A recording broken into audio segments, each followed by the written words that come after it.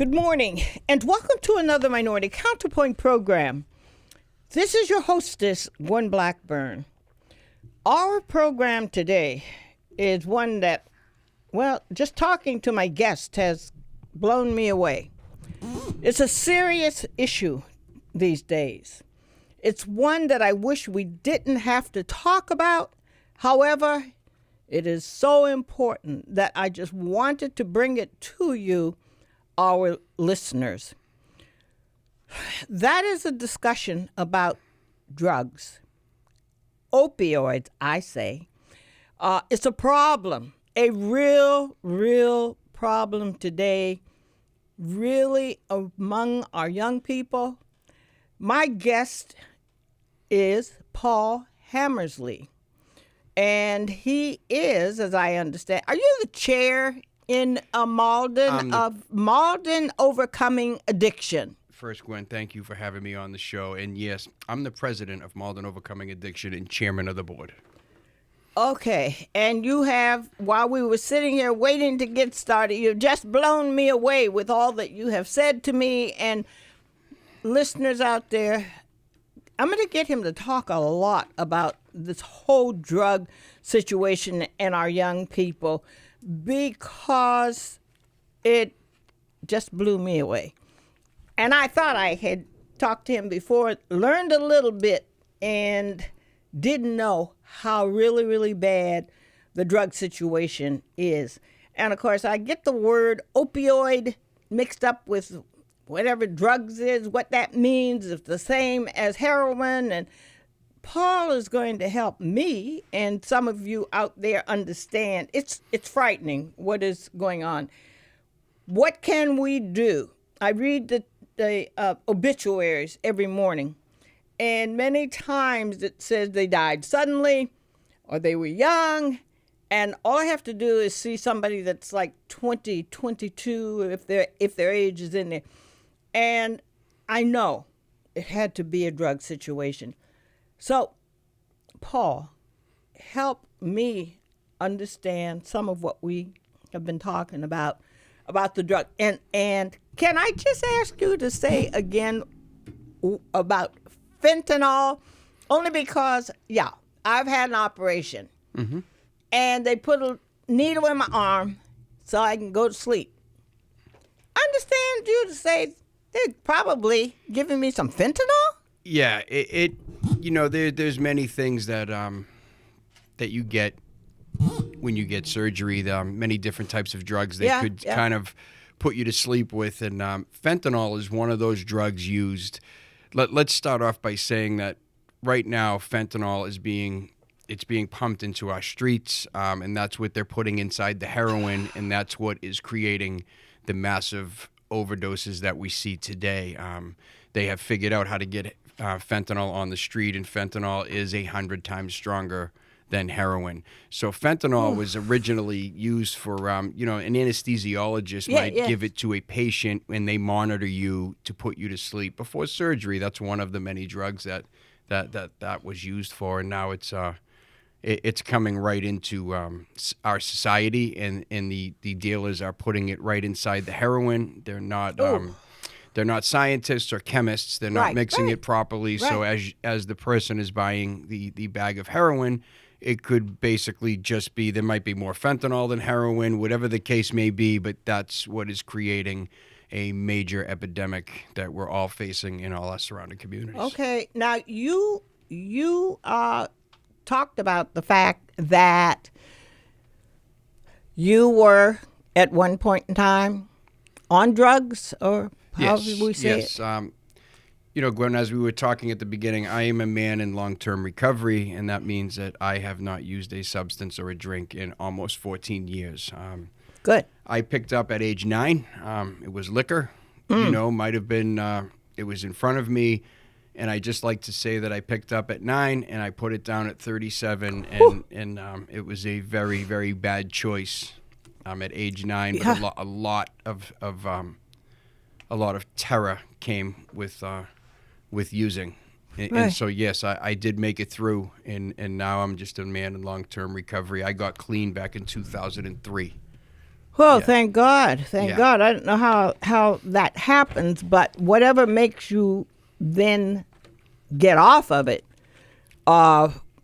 just thanks that it happened. Yeah, I consider myself very lucky, and I consider myself I'm here for a reason, and I believe that being the president of Malden Overcoming Addiction and the work that our organization does, I believe that it's all led me to this. And to your help folks. organization, what exactly does Malden Overcoming Addiction do? What do you do? So we started in the city of Malden as just a small grassroots bunch of people that would meet in a room about a year and a half ago to see what we could. The bottom line is we were sick of people dying, so we wanted to see what we could do to try to help folks. And with the use of social media, and it's a very powerful tool. And we were getting the message out there that we were meeting, and now we have formed into we have just become a nonprofit.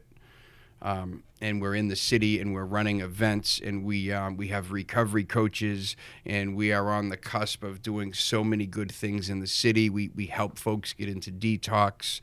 Again, we meet monthly. We plan for the next month what's going on. We've had vigils. We've had like a sober dance on New Year's Eve.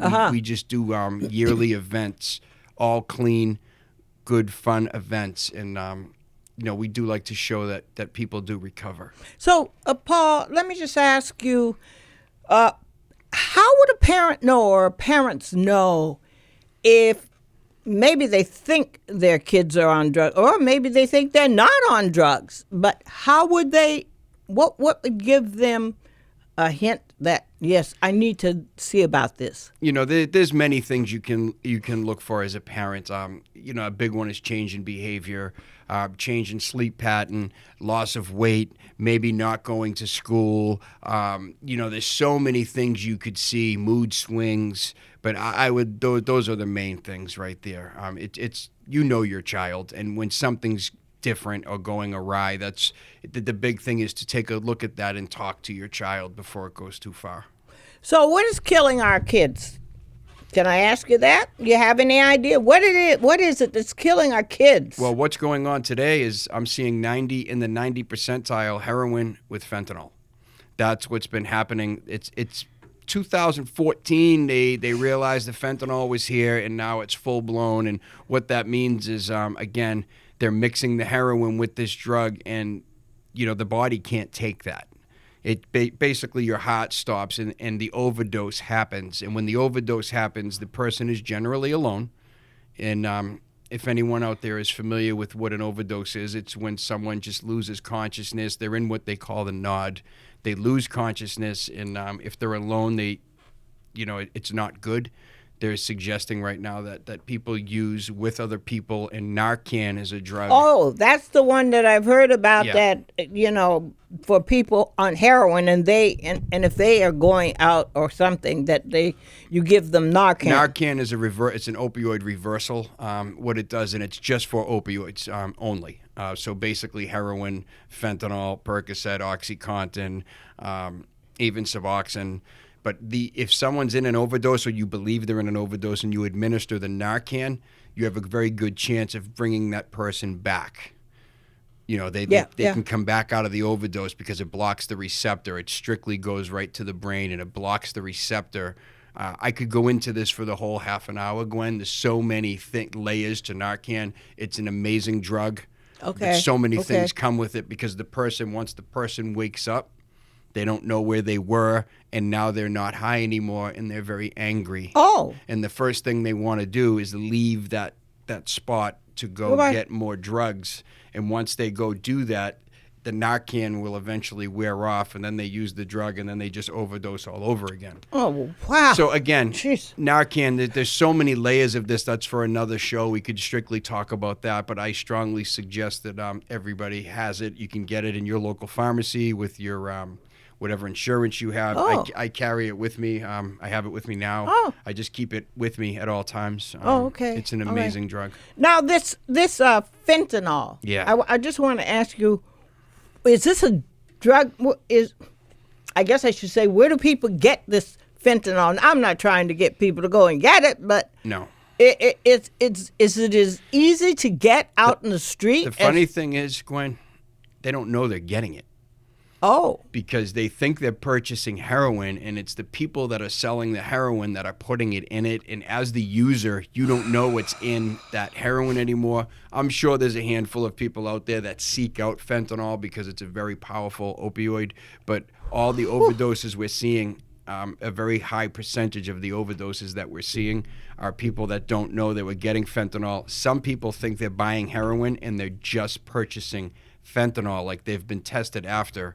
And heroin's not even in their system. It's just straight fentanyl because someone is selling it, calling it heroin, and it's just fentanyl because there's a lot of money to be made. Fentanyl is very cheap, but it's very powerful, and it's deadly. Oh, geez.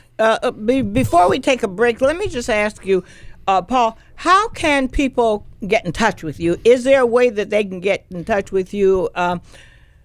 I guess about your meetings that you have in Malden, but just if they want to talk to somebody, they think their kid or somebody's on drugs. Yes, absolutely. We meet the third Wednesday of every month at the Salvation Army, 213 Main Street, Malden, and that's at 6 p.m. MaldenOvercomingAddiction.com is the website. A very good way to get a hold of us is Malden Overcoming Addiction Facebook's page. It's just Malden Overcoming Addiction Facebook. I'm the one that runs the Facebook page. I'm the only one on there. You can contact me directly at 781-838-2203. We're on Twitter at Malden Overcomes, and we're on Instagram as well at Malden Overcomes. Oh. There's many ways to contact us. Okay, and I'm going to ask you to do that before we go off, too, because you need to, I want people to get that information, because I know that there are people out there, hundreds of people out there that need help. I know they need help. And really their parents need help for their kids. Yes. And so when we come back, I want to talk more about that. And I want to talk about in the schools, how can we get a program going in the schools? So we're going to take a break, and we're going to come back and talk more, or maybe be shocked more for me, with Paul on the opioid program that he is running and working with, and what more that we need to know. So stay tuned, and we'll be right back. Welcome back to Minority Counterpoint. We're having a very important discussion this morning. Well, I'm doing more listening. I'm asking questions. I'm listening. I'm listening to Paul Hammersley, who is the president of Malden Overcoming Addiction. And we're talking about drugs, opioids, whatever you want to call them. But that's what we're talking about today, because hopefully something that is said is going to help parents or going to help somebody else out there that is using drugs who would like to get off, but they don't know exactly what to do. Well, this is not going to be an excuse after this morning, because Paul is going to tell you what we can do, what programs are available, how you can get into a detox program, all that good stuff. And that's what we've been talking about. But right now we're going to go back, Paul, and talk about what schools can do, possibly. Yeah. So we all know the problem that is going on out there with, everyone that is using. And I'm convinced personally it starts with our kids. Now, yes. The only way to prevent what's going on, because the people that are using and the people that are overdosing and the people that are dying, it's going to continue if we do not empower our children with the information they need coming up through the school system at a very young age, so they can get to that point, whether it's age 9, 10, 11, or 12, where they can make that decision and say no. So where I see is health class needs to be put back into the school system. Absolutely. And I know there's funding issues, and I know about, that it seems to me that there's just nothing for the kids right now growing up. So what Malden Overcoming Addictions, one of our main priorities is to try to raise money at one point to maybe help get health classes back into the school system. And I don't mean at 7th and 8th grade. I'm talking about 1st, 2nd, and 3rd grade where we can get in with the proper curriculum. I mean, to start teaching our kids at a very young age, strength building, positive affirmations, just how to do the right thing. And then in 2nd grade, a little bit more of that. And then by the time 3rd and 4th grade comes, you can use the word drugs. You can start to teach the kids what's going on and how bad it is. So by the time they're in 6th, 7th, and 8th grade, they're going to be empowered and armed with information, because information is very powerful. And they're going to be able to say no, and then we can break the cycle. But until we put something into the school system at a very young age, this problem is not going to go away. Yeah. And Paul, you said something about funding. You know what? I worked in the school system, and that's always the problem. That's right. Don't have the funding. Funding or dying? I mean, let's talk about what do we want to do? That's a great point. Really and truly. Our kids, as you said, start at an early age, and that's good. But so often, they don't think about things like that until the kids are in junior high school, now middle school. The younger grades, they're doing drugs, at least smoking weed. Yeah. And let me just ask you, is that also a way that kids get started? And again, the best defense against what we're up against is not to do any of it. Right. It is a known fact. I'm not going to sit here and give percentages. But right. Marijuana is a gateway drug. And I know people don't want to hear that, and people can debate that. But the bottom line is, if you don't do it, then you're in pretty good shape. So I'm not going to debate it, but I firmly believe that it is a gateway drug towards harder drugs. Not everybody does the harder drugs, and it's the same with liquor, because you could say to me, some people have a drink and don't become alcoholics, but some people do drink and become alcoholics. So my advice to anyone before they make that decision is just don't do it. Okay, now let me just ask you about detox and detox programs. Sure. And do they work? How does one get into a detox program? Well, one gets into a detox program. So what we've done at Malden Overcoming Addiction, we've got 5 recovery coaches, and I'm one of them. We're certified recovery coaches, so we've learned how to navigate the system. So if someone does need help and they reach out to Malden Overcoming Addiction, we can get you. It's kind of difficult to navigate that system. A lot of folks don't know how to navigate it. It gets overwhelming. There's a lot of phone calls to be made. The beds fill up very quickly. So we know how to navigate that system, and we can teach you. But detoxes do work, but it's all about further treatment, Gwen. Like a detox is generally 5 to 6 days. And then then they send you out, you have to advocate for yourself and ask for further treatment, which would lead from the detox to something called a CSS, to a TSS, to a holding, to a 6-month program. I know that's a lot to take right now, but to kind of get yourself in a good way, you have to go to, it's all about further treatment, because after 5 days isn't enough. If they send you home and you go back to doing the same thing, hanging around with the same people, you're going to end up doing the same thing. So 5 days just isn't enough today. You really need to go to further treatment, and that's where we can come in and we can help you. We can guide you through that process.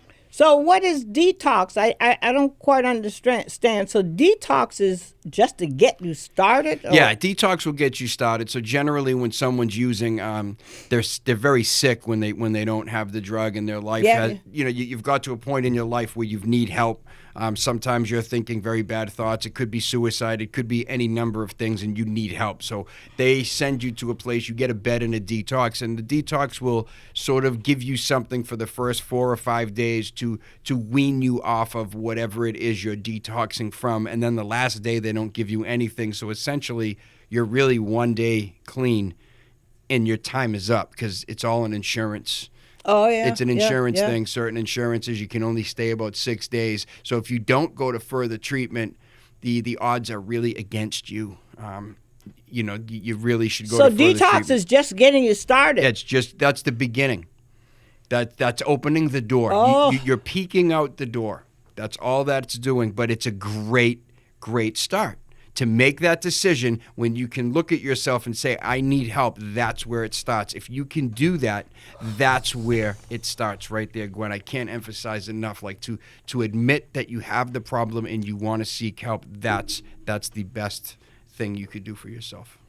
Yeah, but then, of course, like you said, then they have to be able to have insurance to go on to longer programs. Yeah, and there's other things you could do. There's other meetings. Yeah. If you got out and you didn't have the proper insurance and you didn't get further treatment, there's outside meetings you could go to, and that's where we could guide you and tell you where you could go. There are recovery centers out there. There are things that you could do, and we know about all those places, and we could help you with that. All right, before you go any further, so how can they get in touch with you to get the kind of information that you're just talking about? Okay, again, I strongly suggest the Facebook page. Malden Overcoming Addiction Facebook page is a great way to get a hold of us, and that is me you'll be dealing with directly. My personal cell phone number, 781-838-2203, and the website is MaldenOvercomingAddiction.com. You can reach out any one of those ways, and we will get right back to you directly. Okay. That sounds really good. What are some of the other things? I don't want us to run out of time before. Yeah. What are some of the other kinds of things that would be good for people out there in our listening audience to know, Paul? That we're doing? Well, not just what you're doing, but that too, but what can families do? So that's a great question, Gwen. So that, families, people don't understand families suffer just as much, if not I'm more. Sure. Yes. Okay. And there are programs out there for families of people that are using. There's Al-Anon. Okay. Mm-hmm. Folks can go to Al-Anon just to understand how other folks deal with it, because it becomes a family issue. There's something I strongly recommend called Learn to Cope. Please, everybody, Learn to Cope is a very, very good organization. So look into that. But it is a family disease, and those are options that the family can take. Family needs treatment as well. Well, that's what I was going to say, because if they have someone living in the house that is on drugs, I don't know. Well, I think there would be some symptoms, or there would be some signs that they need the help. There are signs, and a lot of people, especially family members, look the other way because no one wants to believe it's in their family. And that's the thing. I'm like, not my kid, not my it's something, but it's not that. And it's so hard to look at that and recognize that, usually until it's too late. So we're here to tell you, please contact us. We can guide you in the right direction. We can get you the help you need. And most importantly, like you have to stop enabling.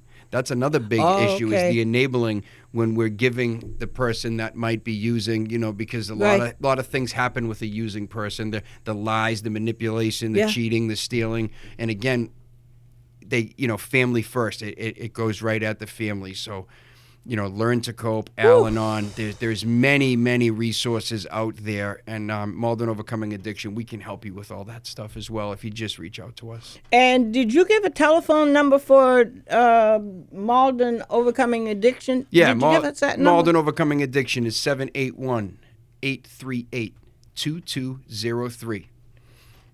Do it again, please. One more time, please. Yeah. If you are struggling out there, you're having a hard time, if you're listening, if you're just contemplating and you're still tuned in, and you're thinking you might want help or you just want to talk, 781-838-2203. 2203. And even though this is Malden Overcoming Addiction, you don't have to be from Malden. That's right. You can call 100%. And talk to Paul. That's right. He's here to help you, and he knows what's going on out there, and he knows where to get you some help. Paul, this has been, again, a wonderful, wonderful discussion. I'm so glad that we were able to do this, and we might have to do something like this again.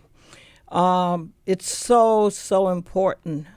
I just recall not too long ago, went to dinner at a restaurant locally, and there were two young people sitting in a car. When I say young people, probably in their 20s, a fella and a girl. And they're out on the seat of the car. And my daughter knocked on the car window, but they didn't move. And so we went in the restaurant and told the waitress, need to tell them somebody needs to go out and see what's happening with these. We assumed they were on drugs. That's what it looked like. And so those are the kinds of things that are going on. People need help. It's not something that I could do, but I just want to thank God for people like you, Paul. Thank you. That you're out there and you're helping. And if someone does see people in a car and they look like they're out, please call 911 and let someone know what's going on. Yeah.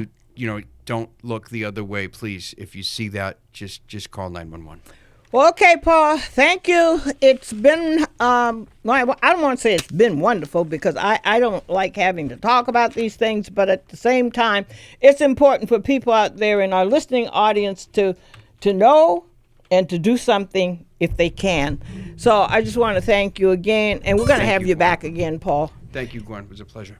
I want to invite you to write to me, send me your comments and suggestions, Gwen Blackburn at iHeartMedia.com or 10 Cabot Road, Suite 302 in Medford, 02155. Or join me on Facebook at my fan page, facebook.com/Minority Counterpoint, or join the conversation on Twitter at Gwen Blackburn 5. And until next Sunday, have a blessed week.